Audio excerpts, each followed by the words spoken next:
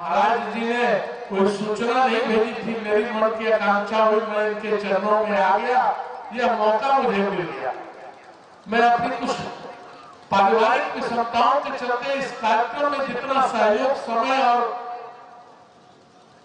समय देना चाहिए था, मैं शुरू से तो नहीं दे पाया, लेकिन मेरा यह भाग्य है, ऊपर वाले का आशीर्वाद है, महंत जी का सानिध्य और आशीर्वाद है, गुरुवर के रूप में, अभिभावक के रूप में, कि कल जब मैं पटना से आया तो सीधे मैं मंदिर पर आया था। यहाँ आया तो बड़ा सन्नाटा सा था। अभिभावक राजवंशी जी और कुछ लोग बैठे थे, अशोक जी लोग, सबने कहा चाय पी लीजिए। हम बोले पहले या तो बताइए महंत जी कहा। तो महंत जी सिराजपुर गए हैं और अब तो मंच पर कथावाचक के लिए चले गए। मुझे याद आया कि आज सुबह सिराजपुर के लोगों ने भी फोन किया था कि कथा समाप्त हो जाए या योग समाप्त हो जाए तो आए। वो अभी मौका भगवान ने दे दिया, महंत जी ने दे दिया, वो वहां चले गए थे, मैं यहाँ से सीधा उनके सिराजपुर चला गया। तो यह एक आत्मा का लगाव और जुड़ाव है इस गांव से, महंत जी से, इस मंदिर से, कि समय कोई तय नहीं था। दिन में कुछ चर्चा हुई, तारकेश्वर जी से मैंने कहा गाड़ी शाम में नहीं रहेगी, आप जब आएंगे तब महंत जी के यहाँ चला जाएगा। जब भरी चाय होंगे, थके होंगे, थोड़ा विश्राम कर लेंगे तो 5-6 बजे चलाएंगे।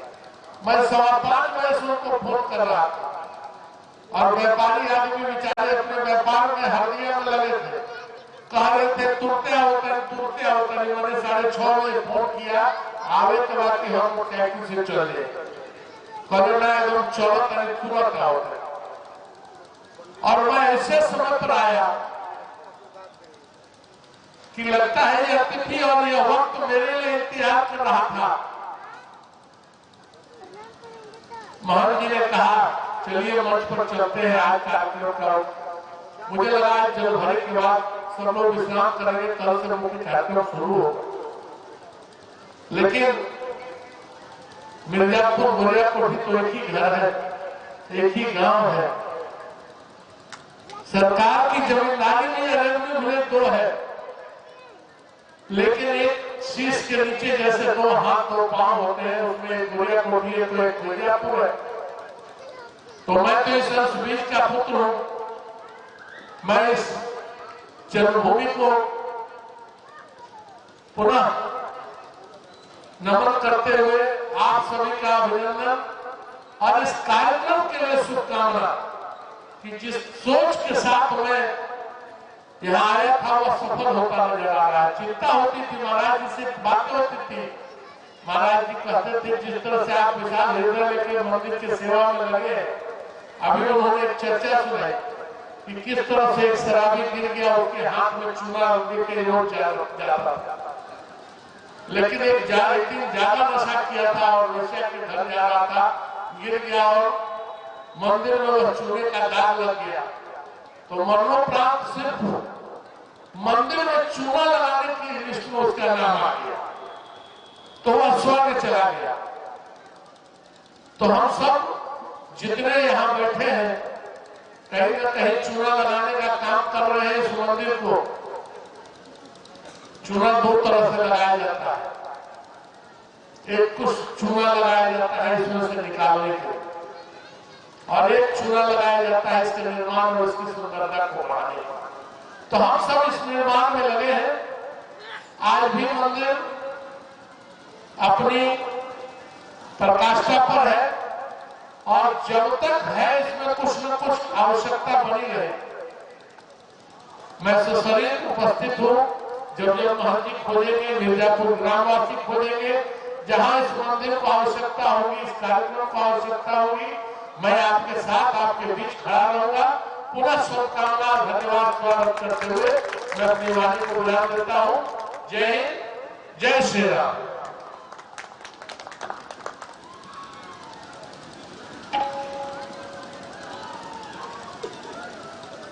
श्री हर्षनाथ दुबे जी हमारे बीच में 2 शब्द। श्री हर्षनाथ।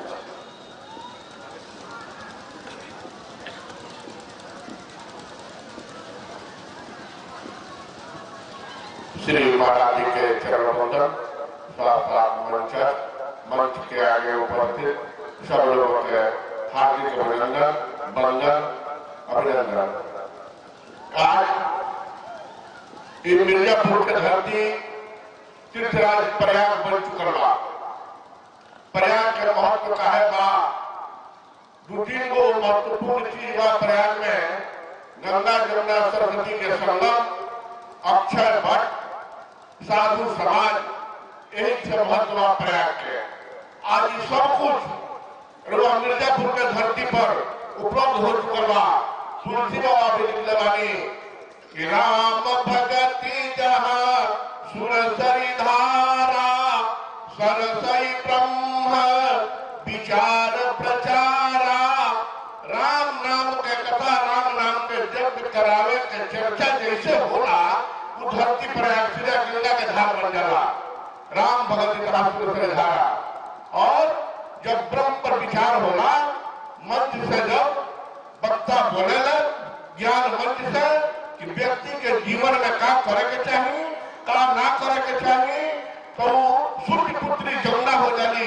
तुलसी बाबा के शब्द में विधि निषेध कलि मलहरणी, कर्म कथा रविनंदनी बरनी, बट विश्वास अचल निज धर्मा, तीरथ राज प्रयाग सुकर्मा, तीरथ राज समाज सुकर्मा। जो जी के वर्णन भाई सब कुछ आज मिर्जापुर के धरती पर उपलब्ध बा। आज मिर्जापुर की धरती तीर्थराज प्रयाग बन चुकल बा।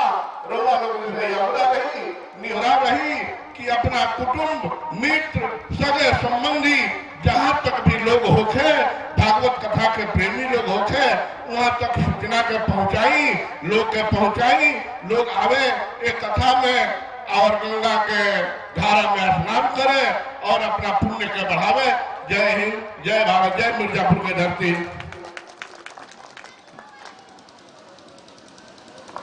आज मंच उद्घाटन है, उसी के हिसाब से कार्यक्रम सारांश रूप में ही होगा, हो ही रहा है।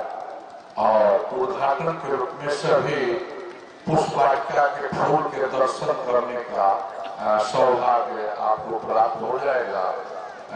मैं आग्रह करूंगा, वेदांती श्री रामदास जी महाराज, जब मैं साधु बना था तो मुझे पढ़ने जाने के लिए इन्होंने बाध्य किया था। वो अभी दिन मुझे याद है। और जब मैं पढ़ करके आता था, ये मेरा हिसाब लेते थे, क्या तू पढ़ करके आया, मुझे सुनाओ। मैं इनको सुनाता था। आज महाराज की असीम कृपा है कि मेरा कहीं भी वक्तव्य होता है तो ये यूट्यूब पर सुना करते हैं, गौरवान्वित होते हैं। वैसे ये हमारे नाता में बाबा गुरु लगते हैं, बाबा जी लगते हैं। कल से इनकी कथा हमसे पहले हुआ करेगी। आप बहुत बढ़िया सस्वर कथा सुनाते हैं। आज केवल 5-10 मिनट का मंच का उद्घाटन है।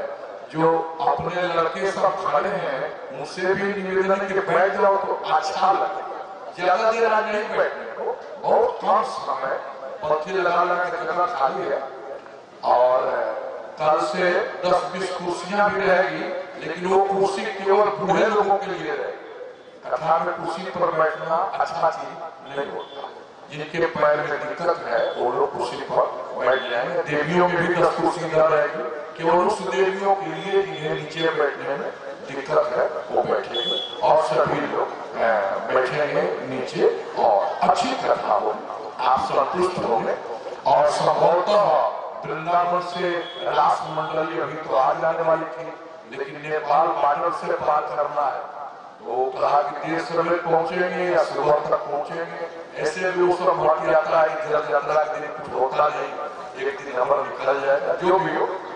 लेकिन अब हम लोग प्रवचन के क्रम में मैं वेदांती श्री रामदास जी महाराज से आग्रह करूंगा कि महाराज जी भी अपनी अमृतमय वाणी के द्वारा बहुत अल्प समय में हम सबको कृतार्थ करने की असीम कृपा करें। वेदांती श्री रामदास जी।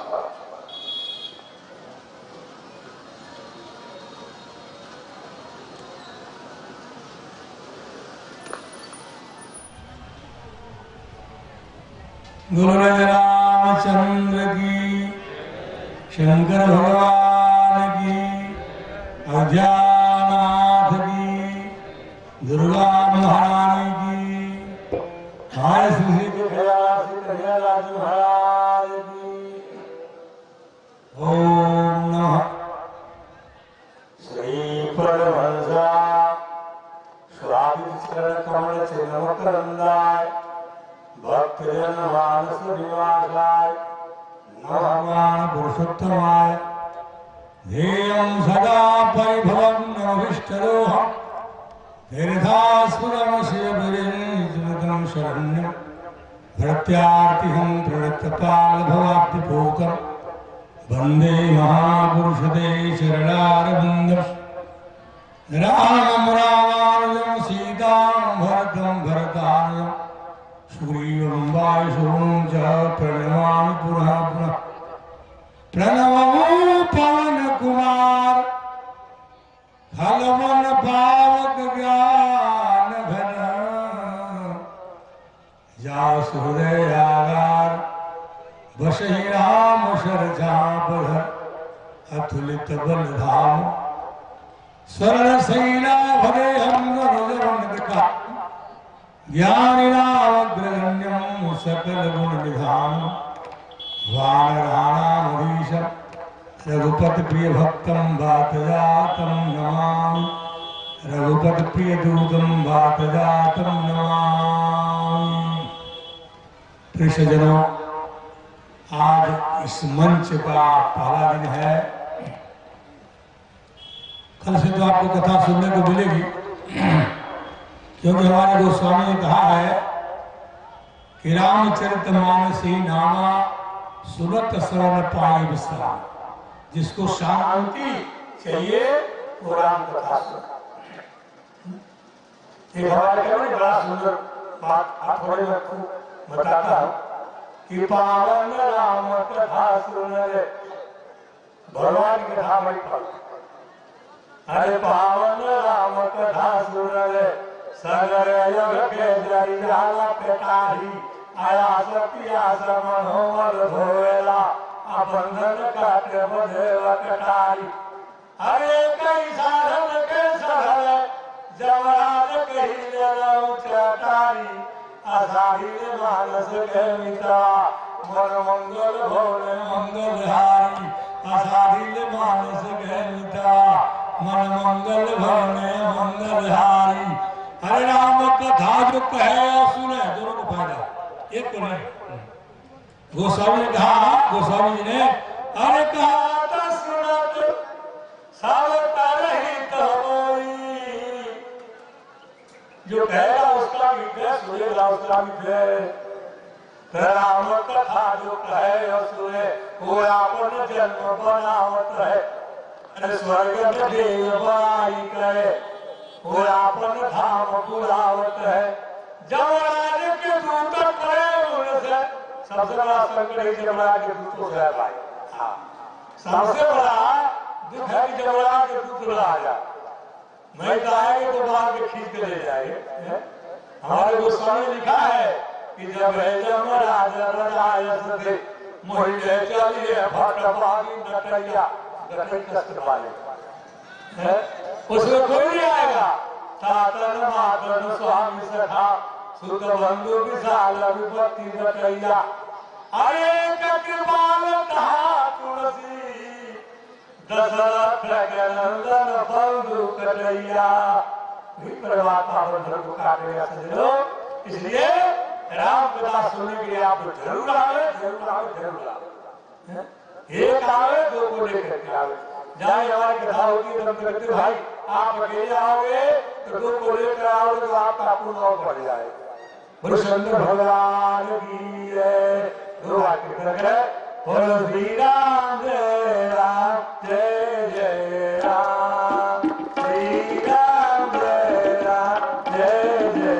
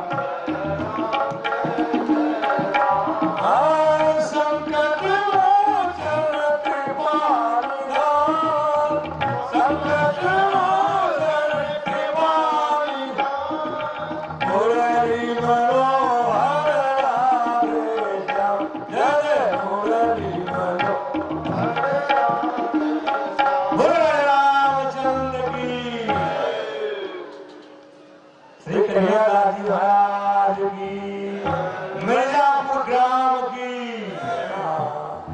सज्जनों, बड़े भाग से ये पृथ्वी पर, इस भूमि पर, पृथ्वी पर जगह बहुत हो रहा है, इस भूमि का भाग क्या बड़ा है।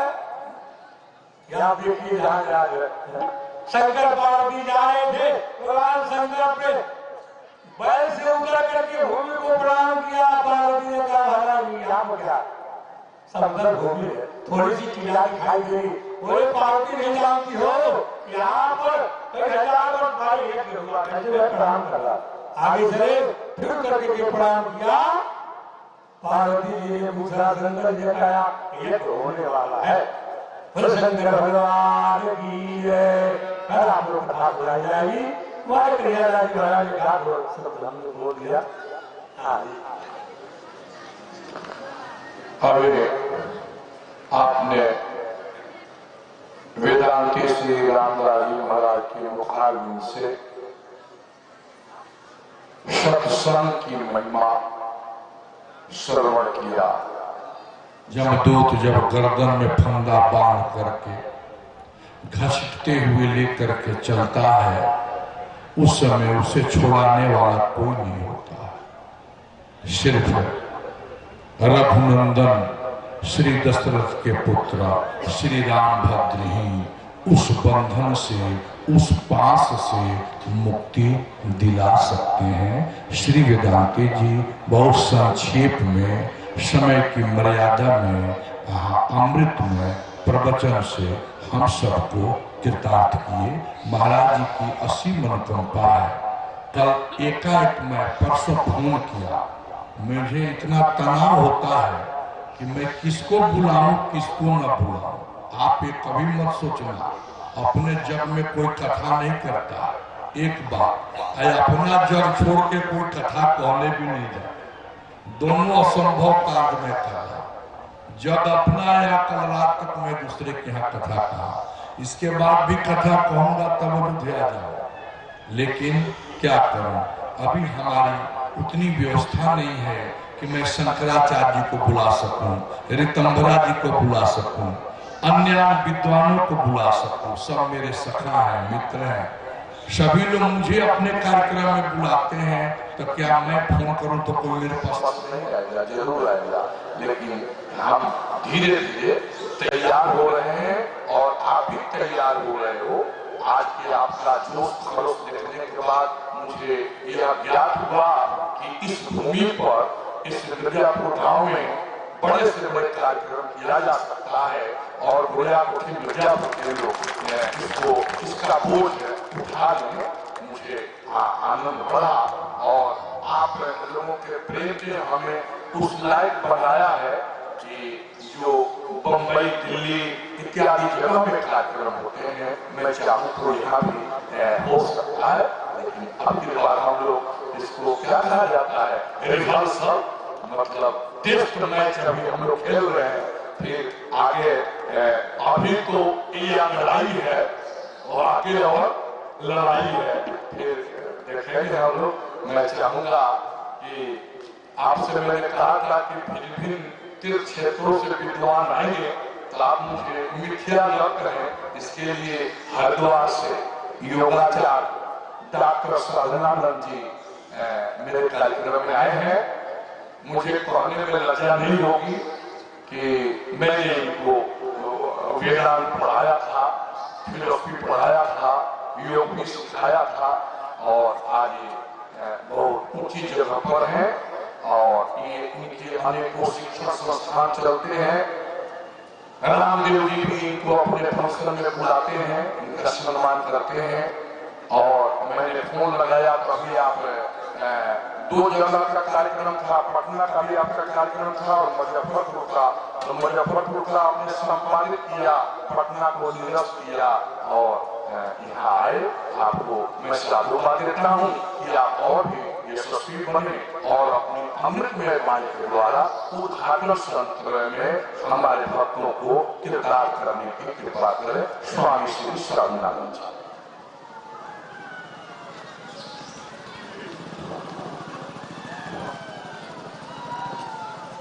जय श्री राम।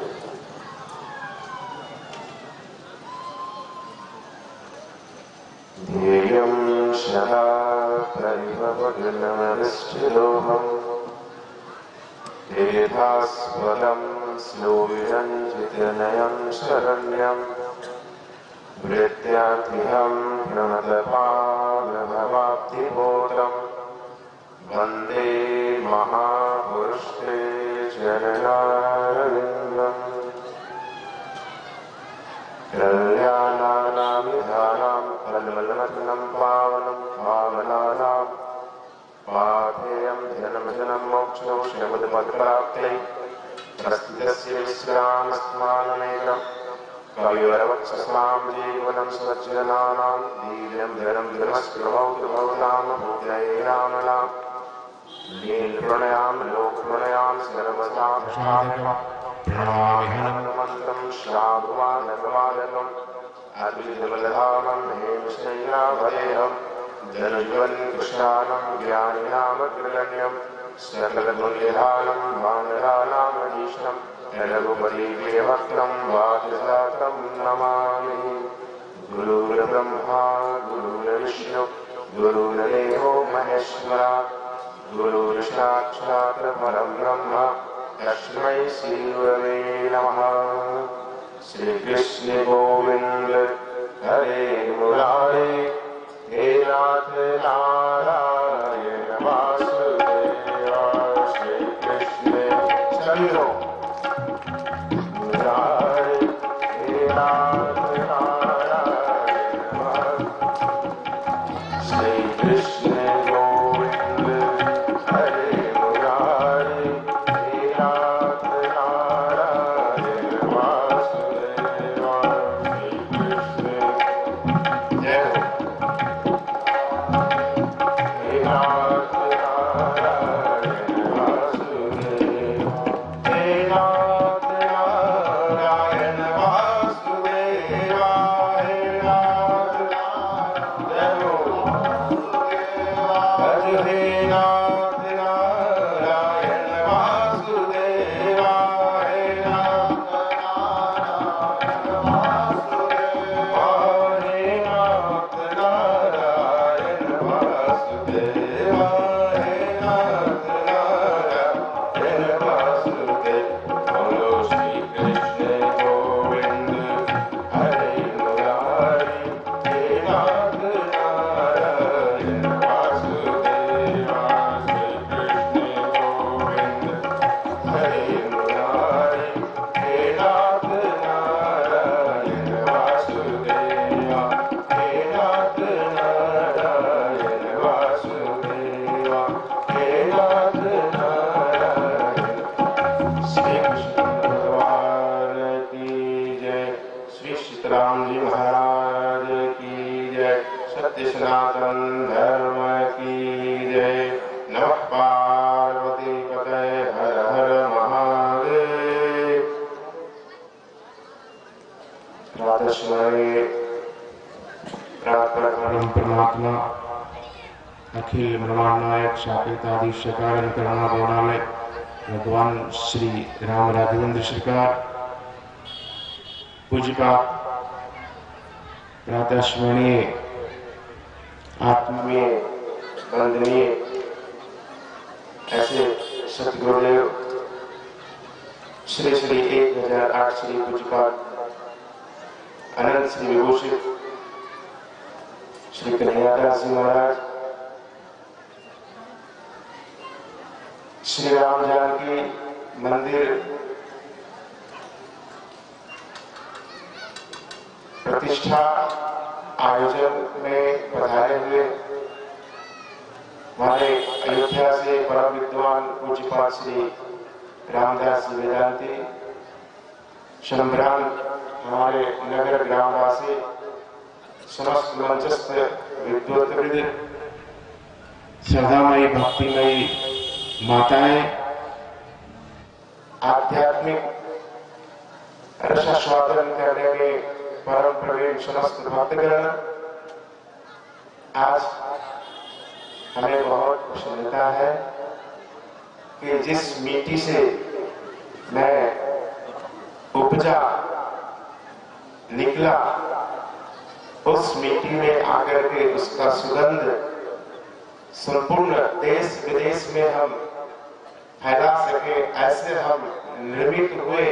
ऐसे पूज्यपाद महाराज जी के आशीर्वाद में प्राप्त हुआ और उस मिट्टी में पुनः हम आ जाए। जैसे जिस घोंसले से बच्चा निकलता है वो उस घोंसला में आने में उसे बहुत आनंद आता है। मुझे बहुत प्रसन्नता है कि इस मिट्टी में हमने बहुत खेला, खाया, बहुत प्यार मुझे मिला। महाराज श्री ने, महाराज श्री के प्रत्यक्ष हम क्या बोल सकते हैं, जैसे दीपक के सामने, सूर्य के सामने कोई दीपक दिखा रहा हो, ऐसे फिर भी पूज्यपाद महाराज श्री की महानता है कि उन्होंने हमें यहाँ बुलाया और ऐसे सम्मानित करके हमें 2 शब्द बोलने का अवसर प्रदान किया।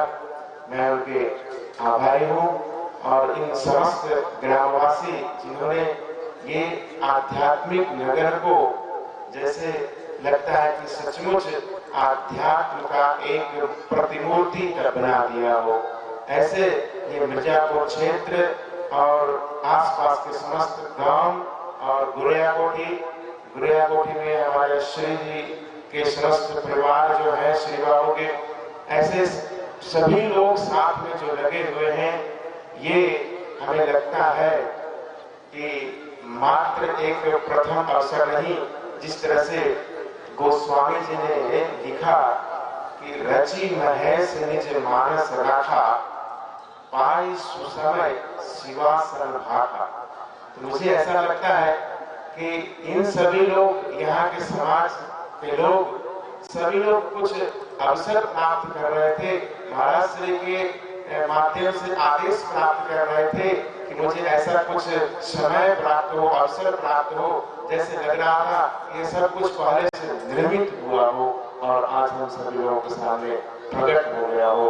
तो ऐसे जो आज प्रागट्य महोत्सव है, प्रतिष्ठा का महोत्सव है, ये हम सभी लोगों के जीवन के लिए एक ऐतिहासिक समय है, जिसमें कुछ महाराज श्री के आह्वान से मात्र मैं ही नहीं बल्कि बहुत सारे ऐसे गुप्त प्रकट ऐसे शिष्य हैं जो सभी लोग आए हुए हैं, कहीं किसी कोने से, कहीं किसी कोने से, कोई गया से, कोई आरा से, कोई अयोध्या से, कोई रायबरेली से, कोई हरिद्वार से, बहुत दूर दूर क्षेत्रों से। जबकि महाराज ने अभी पूर्ण रूप से उन्होंने बताया कि अभी तो मैं प्रयास, अभी तो प्रथम अंगड़ाई है, आगे बहुत लड़ाई। तो इन्होंने सिर्फ अभी मात्र इशारा किया है और फिर वो समय आएगा जो हम इसका प्रागट्य, इसका प्रत्यक्ष रूप हम सभी लोग देख पाएंगे। और महाराज जी ने आज बताया कि मात्र हम सभी लोगों के लिए आज उद्घाटन सत्र है, इसलिए बहुत अधिक समय नहीं लेते हुए कुछ महाराज जी के चरणों में मैं अपनी वाणी को यहीं पे विराम देता हूँ। आप सभी लोगों को बहुत बहुत शुभकामना। सर्वे भवन्तु सुखिनः, सर्वे सन्तु निरामयाः, सर्वे भद्राणि पश्यन्तु, मा कश्चित् दुःखभाग् भवेत्। ओम शांति शांति शांति।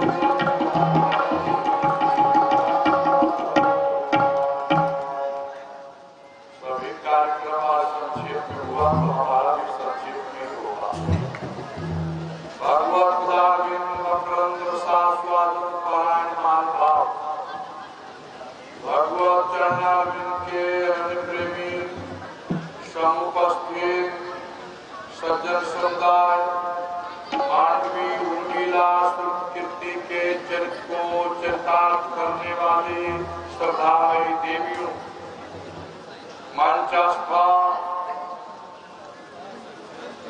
भिन्न भिन्न तीर्थ के पधारे हुए विद्वत वरण्य श्री वेदांती जी, रामदास जी महाराज, योगाचार्य डॉक्टर श्री साधनानंद जी महाराज, आज के विशिष्ट अतिथि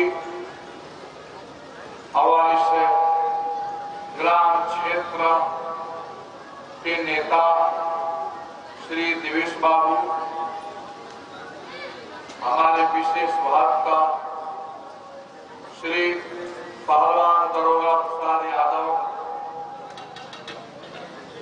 श्री हर्षनाथ दुबे जी, श्री वरुण सिंह जी, श्री तारकेश्वर बाबू, श्री अनुज बाबू, जो हमेशा रचनात्मक काम में हमें सहयोग देते रहते हैं। कोई भी काम हो, सूचना पहुंचती है, जो भी इनके पास साधन होते हैं, मदद में जुड़े रहते हैं। और इस तरह से हमारे यज्ञ में आए हुए संपूर्ण आचार्य समुदाय, वेदाचार्य श्री अभिमन्यु जी, जिन्होंने यजुर्वेद का ठीक से अध्ययन किया, 4 वर्ष तक इन्होंने कानपुर में साधना किया, कई वर्ष तक हमारे साथ विद्या में रह करके साधना किया। मैं साधुवाद देता हूँ, वेद उच्चारण की इनकी वाणी बहुत स्पष्ट साफ है। हमारे श्री श्यामनंदन मिश्र जी, मेरे पास विद्या में रह करके इन्होंने वेद का अध्ययन किया। श्री रिपुंजय तिवारी जी, ये भी मेरे साथ बहुत तन्मयता से सेवा करके कर्मकांड की शिक्षा लिया। हमारे इस मंदिर के पुस्तैनी पुरोहिती करने वाले श्री सुरेश पंडित जी, इनके पिताजी यहाँ हमेशा आते थे, इनके चाचा जी, ये सब लोगों का राम सेवक श्री राम सेवक बाबा से अच्छा संबंध था। हमारे सतदेव जी संगीताचार्य हैं, हर जगह कार्यक्रम में, अभी इनको टाटा लेकर के मैं गया था कार्यक्रम में। इस जग के व्यवस्थापक श्री रामदास जी उर्फ सुधीरानंद जी महाराज, यहाँ के लड़कों में रच बस गए हैं, कभी रीझ कभी खींच इनका चलता रहता है, लेकिन मनोवेग से इस जग में, बल्कि यह प्रशंसा नहीं होगी कि इनका ही परिश्रम है कि ये इतना बढ़िया सब इसका रूप हुआ और इतना प्रचार प्रसार हुआ। मैं सच कहता हूँ, हजारों जग में मैं गया हूँ, हमारे नाम से जग होते हैं, लेकिन मैं कहीं कोई जग नहीं कराया। कैसे टेंट लगता है, कैसे पंडाल लगता है, मैं कुछ नहीं जानता हूँ। बस मंच पर जाता हूँ, कुछ बोल देता हूँ, कुछ राम कथा कर देता हूँ, लेकिन नाम केवल मेरा बिकता है, बस उससे जग हो जाता है। आप कहीं भी देख लीजिएगा, मैं कराता नहीं। यहाँ भी श्री दिवेश बाबू ने कहा कि कन्हैया बाबा ने मंदिर बनवाया। सत्य कहता हूँ, व्यास गद्दी पर मैंने मंदिर नहीं बनवाया, साक्षात ठाकुर जी ने खड़ा होकर। मैं इस दृश्य को देखा हूँ अपनी आंखों से कि भगवान खड़े होकर के काम करा रहे हैं। आप भले न देखते हो, मैं देखा। एक छोटे से गांव में, विशेष करके गुरिया कोठी, इधर बाजितपुर, बरोगा, ये मराठी डुंगरी, इतने सब क्षेत्र से 1 करोड़ रुपया से भी अधिक आप इंच फीट से इंजीनियर निकलवा सकते हैं। कितना पैसा लगा? ये जग ही देखिए, किसी से हमने तो कुछ नहीं मांगा। 10-20 हजार देश को दे दे, 10-20 हजार दरोगा पहलवान दे गए, 10-20 हजार फलाने दे गए, ढकाने दे गए, राजवंशी जी को ससुर के दे दिए, और उसी से जग हो रहा है। और ये जाएगा कम से कम 8 लाख से 10 लाख का जग जाए। कोई ना हमारे पास हिसाब है ना किताब है, हो रहा है तो ये भगवान ही कर रहे हैं और भगवान की दुनिया है। यहाँ तक कि इस कंप्यूटर के बनवाने वाले भी हमारे ठाकुर जी हैं और ठाकुर जी के द्वारा जो ये सॉफ्टवेयर हमारे हृदय मन मस्तिष्क में काम कर रहा है, ये उनकी कृपा है और उन्हीं के द्वारा ठीक ठाक कंप्यूटर काम करेगा। जिस दिन भगवान की कृपा समाप्त होकर जाएगी इसमें वायरस घुस जाएगा, कंप्यूटर काम करना बंद कर देगा।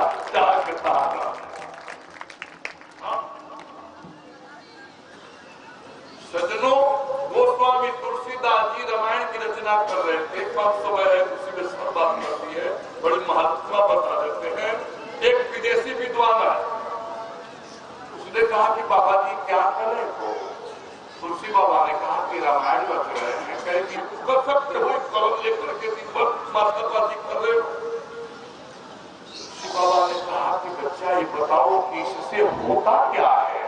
कहा कि जहाँ बम पड़ू वही हजारों हजारों लोग मरेंगे, नरसंहार होगा, भूमि उसर होगी, मरुभूमि बन जाए। तुलसी बाबा ने कहा कि सब ठीक बात है, अब हम रामायण न बना करके बम बनाए। 2-2.5 वर्ष के बाद वह विदेशी कैसे भ्रमण करते हुए पढ़ पाए, हिंदी समृद्ध हुई। छापरा विष्णु बड़े बड़े विद्वान हमें बताना पड़ता है ये बाबा जी की वेद की ऋचाओं के और कर्म समाज को लाभ हो, कुछ उससे ज्ञान हो। मैं अपनी व्याख्या को बहुत क्लिष्ट करने का या बहुत लंबा करने का प्रयास नहीं करता हूँ और कथा मधुर भाषा में बड़े बड़े ऐसे विद्वान हैं कि अगर जाके कह दो कि बाबा हम 10-20 लाख देने के तैयार है, हमारे गांव में कथा कर दो, तो पहले विद्वान गए कहा गांव में मैं नहीं जाऊंगा, कोई स्थिति है कि नहीं है? तो नहीं। तहसील स्तर तक तो आने के तैयार हो जाते हैं, तहसील से नीचे कोई भी विद्वान आने के तैयार आज के युग में नहीं है। पूछो उस विद्वता से राष्ट्र का कल्याण कैसे होगा? गिरवासी, बनवासी, कोल भी जो अक्षर नहीं जानते हैं, जहाँ विदेशी मिशनरियों को द्वारा दावा बांट करके, कपड़ा बांट करके धर्मांतरण कराया जा रहा है। आज पूरब में जाओगे 5 प्रांत क्रिस्टल लैंड बनने के तैयार है। भारत की उत्तरी सीमा पर जाओ, लोग घर द्वार बेच करके अपने भाग के आ रहे हैं। राष्ट्र और धर्म का क्या होगा? संत इसकी चिंता करता है। 3 समारोह देश के सती संत और सूर, 3 बिगाड़ो देश के कपटी कायरपुर। संत का जन्म इसीलिए होता है जो राष्ट्र धर्म संस्कृति के, जिस समय तुलसी बाबा ने रामायण की रचना किया, क्या उनके पास एयरगन था? कोई मिसाइल थी? कोई सेना थी? Navy, army, air force? कुछ नहीं था बाबा के पास। देश गुलाम था, लेकिन महात्मा माँ के पास एक लंगोटी, एक कमंडल, एक छोटी सी कलम थी। तुलसी बाबा ने संकल्प लिया कि भले देश गुलाम है, लेकिन इस चौपाई से, इस कलम से एक ऐसे ग्रंथ की रचना करूंगा कि जब तक यह ग्रंथ विश्व में रहेगा, सनातन धर्म अमर रहेगा। उसके बाद इतना बड़ा परमाणु बम भी नहीं बन सका जितना बाबा तुलसीदास की चौपाई की परमाणु बम। तो बाबा बकता हो, कोई बातचीत कर ले जाते हो, ये बात नहीं है। ठीक है, मैं बकता हूँ, लेकिन महात्मा गांधी कोई कथा पाठक नहीं थे, अंग्रेजों से युद्ध लड़ रहे थे। सारा संसार जानता है कि सुबह उठ के रामायण के पाठ करते थे, क्या कहते थे? राम पर ही ससारी सधर्म नहीं भाई रामा, राम पर ही ससारी सधर्म नहीं भाई रामा, राम पर पीड़ा सम नहीं अधमाई। तुलसी बाबा ने एक परमाणु बम लिया रामचरितमानस से, पर ही ससारी धर्म नहीं भाई। दूसरे के हित करने के समान दुनिया में कोई धर्म नहीं है और दूसरे को दुख देने के समान कोई पाप नहीं है। अष्टादश पुराणेषु व्यासस्य वचनं द्वयम् परोपकाराय पुण्याय पापायाम परिपीडनम्, और दूसरे को दुख देने के समान कोई बात नहीं है। कथा लंबी बढ़ती जाएगी, सभी लोगों का समय मूल्यवान है। आज मंच का उद्घाटन था और दिन भर दौड़ने धूपने से और रात में कथा दिन तक रहने से आवाज भी भारी है। सभी लोगों ने कुछ न कुछ कहा। अब एक है, लेकिन उपदेश देने को मेरे पास पावर है, ये कोई ले नहीं सकता है। उस पावर का मैं इस्तेमाल करता हूँ कि यह समाज खुशी रहे, प्रेम से रहे, सद्भाव पूर्वक रहे, तो मैं भी आता जाता रहूंगा। जब आप इन लोग तनाव में रहोगे तो मैं आकर के क्या करूंगा। मेरी ही अपेक्षा रहेगी कि सब लोग प्रेम से रहे, कथा भी होगी, रोज कुछ न कुछ नई बातें करते प्रथम शुरू होगा। बेचारी देवियां बैठी है और आज जग का प्रथम दिवस है, इसलिए इन लोगों के लायक कुछ हो जाना चाहिए।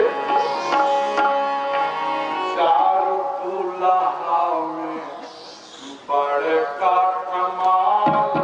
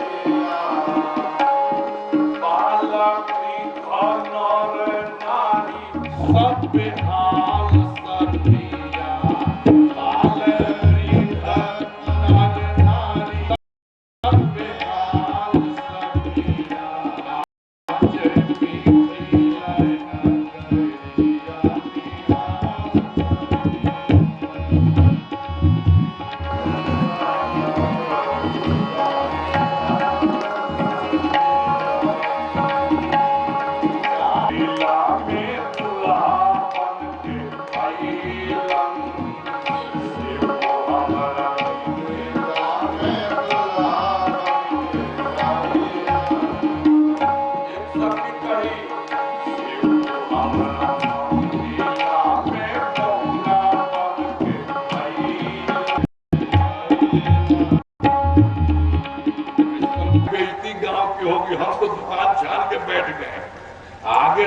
बताना आपकी जिम्मेवारी है।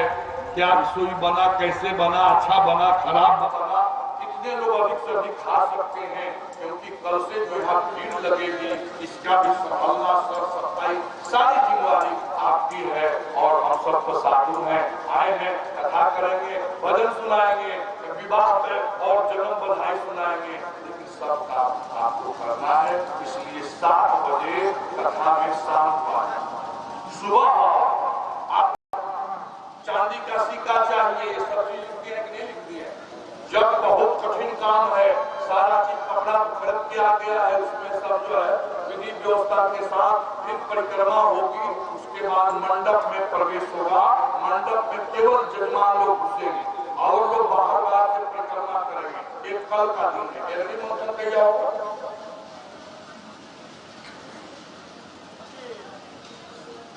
परसों की परसों है ना, अगली के बाद परसों है,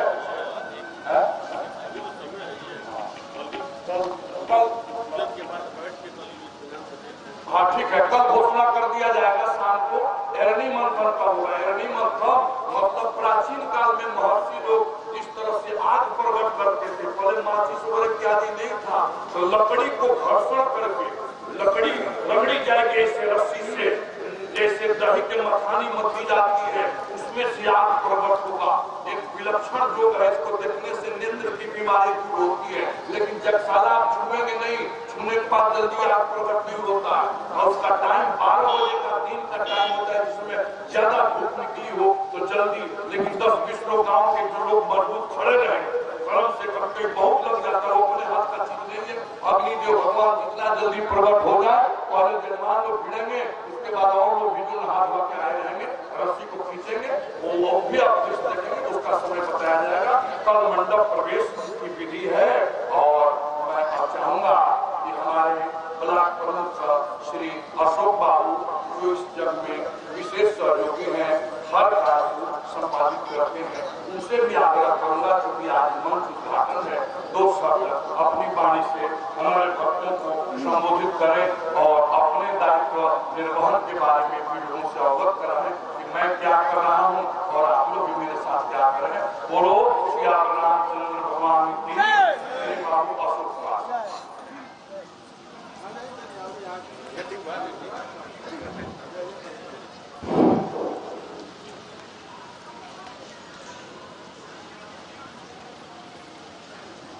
अयोध्या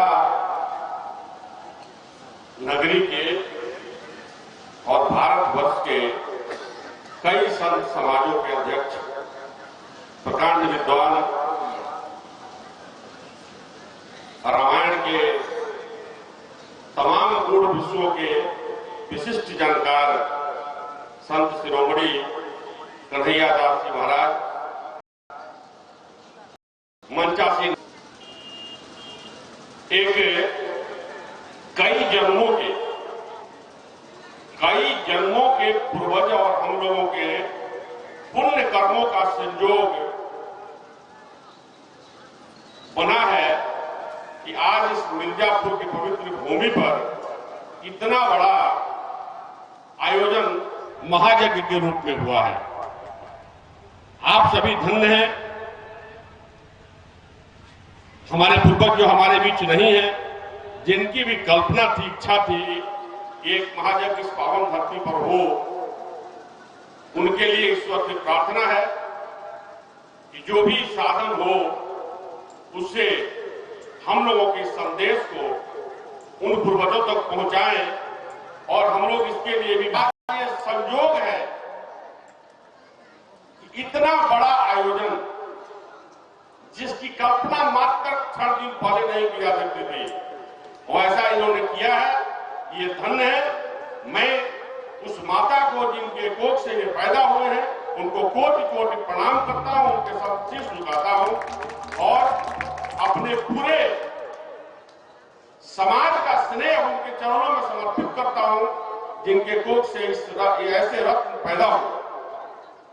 हम लोगों के लिए विशेष धन्यवाद का समय है, विशेष सुख अनुभव करने का समय है। कथा तो बांटने हिंदुस्तान के किसी कोने में जाते हैं, कथा बांटते लोगों के बीच ज्ञान बांटते हैं। लेकिन इस खुशी का अनुभव जो हमें हो रहा है ये अन्यत्र शायद ही कहीं हो, क्योंकि ये भगीरथ हमारे धरती से पैदा हुआ भगीरथ है। इसका हमें गर्व रहेगा, हमें इसका अभिमान रहेगा कि हमारे बीच का भगीरथ हमें और हमारे पूर्वजों का धारण किए है।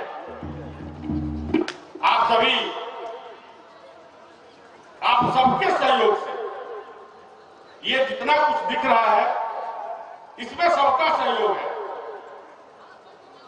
हर दृष्टिकोण से, तन मन और कर्म से सबने अपना योगदान दिया है और हमको लगता है कि जो कुछ यहां दिख रहा है आपके योगदान से दिख रहा है और इस महायज्ञ की समाप्ति भी सुखद समाप्ति, सफल समाप्ति और एक कल्पना के अनुरूप समाप्ति होगी, वो भी आप ही के सहयोग और आप ही के कर्मों के बदौलत होगा।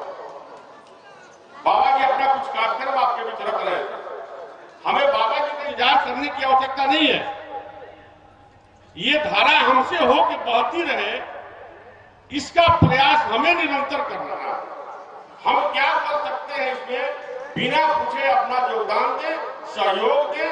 ये जो आज स्वर्ग के रूप में बना ये माहौल है, ये सदैव बना रहे, यही मेरी कामना है। क्योंकि आज आप जल यात्रा में भी है, यहाँ बहुत देर से बहुत लोगों का वक्तव्य भी सुने हैं। मैं बहुत ज्यादा आपका समय नहीं लूंगा, मैं प्रतिदिन आपके बीच में निश्चित रूप से उपस्थित रहूंगा।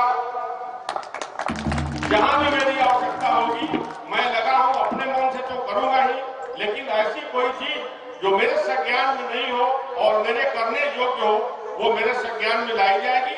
मैं वहां तत्परता और पूरी निष्ठा के साथ खड़ा रहूंगा और करूंगा। मैं पुनः सभी संत महात्माओं के चरण में अपना वंदन प्रकट करता हूं। सभी आचार्यगणों, ये सभी मिलके इस महायज्ञ के सफल समाप्ति की कामना करेंगे और ये महायज्ञ सफल समाप्ति की ओर बढ़ेगा, सफल समाप्ति होगा। आप सब इसका अनुभव करेंगे कि हमने जो कुछ किया है उसके बदले जो हमको मिला है ये वो कहीं अन्यत्र नहीं मिल सकता, इसके अलावा इसकी कोई जगह नहीं। मैं इन्हीं चंद शब्दों के साथ और यज्ञ की सफल समाप्ति की कामना के साथ आप सबका निश्चित रूप से आभार प्रकट करता हूं और बाबा जी और आचार्य सरगण के चरण में अपना वंदन प्रस्तुत करता हूं। जय महाराज, जय कन्हैया बाबा।